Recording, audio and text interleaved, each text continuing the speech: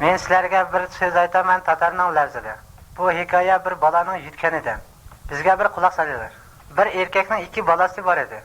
Yosh vaqtda otasi aytdi: "Hey otajon, miroz haqqimni bering hali." Shuning uchun otasi mirosni bo'ldi. Ham 2 bolasiga berdilar. Necha kundan keyin katta bolasi hamma narsasini oldi.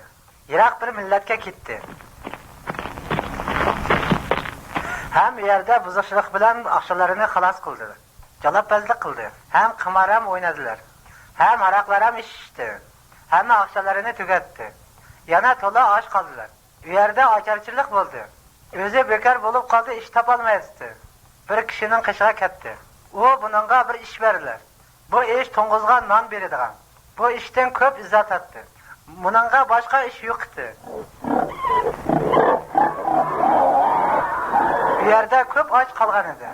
To'ng'izning tomog'ini yemoqchi edi. Har qaysi unga bermadi. Ko'ngliga yana bir o'y keldi. Dadamning malayi yaxshi taomi bor. Men bu yerda ochlikdan o'laman. Hozir men bu ishni bunday qilay, yonib otamning qashiga boray. Hamma uningga aytay: "Ey ota, Xudoning sizning qishingizda gunohkor bo'ldim. Bundan keyin bolangiz bo'lmasam, meni bir malayingizning o'rniga oling." Uning uchun vataniga yonib keldi. Uyidan yiroq vaqtda otasi uni ko'rdi. Yuraklari kuydi.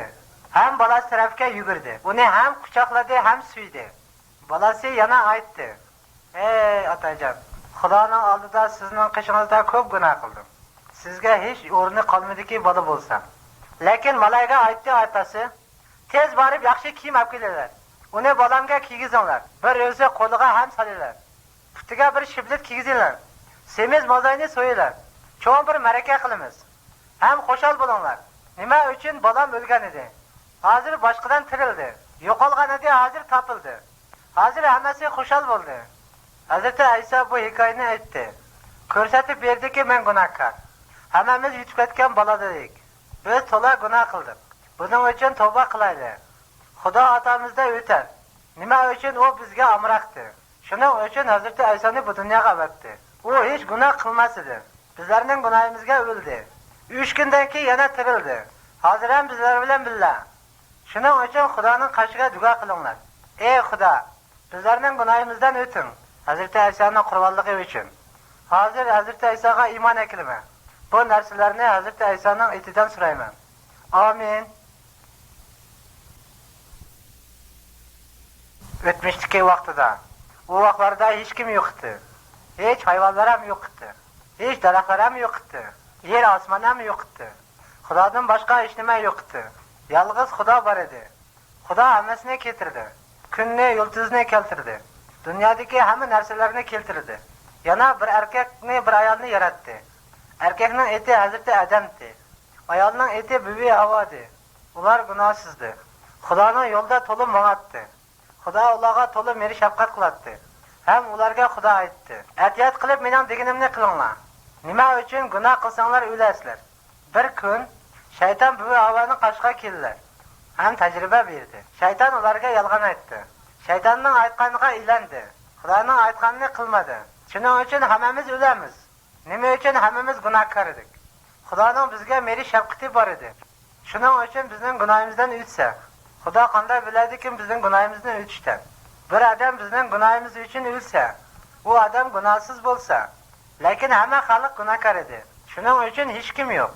Kim bor ekanki bizning gunohimiz uchun o'lishni? Nima uchun o'z gunohi uchun o'ladi? Lekin Xudo o'zi shu dunyoga keldi. Iso Masihning etini oldi. Shuning uchun eti ruhulloh. Hazrati Aysoning otasi yo'q edi. Tug'ilgan vaqtida Hazrati Bayramning yo'ldoshi yo'q edi. Ham to'lidi. Hazrati Ayso o'lganlarni tirildirdi. O'tmishdan ko'rmaydiganlarni ko'radigan qildi. Asqoq cho'loqlarga qo'l put paydo qildi. Saranglarni ham saqaytdi.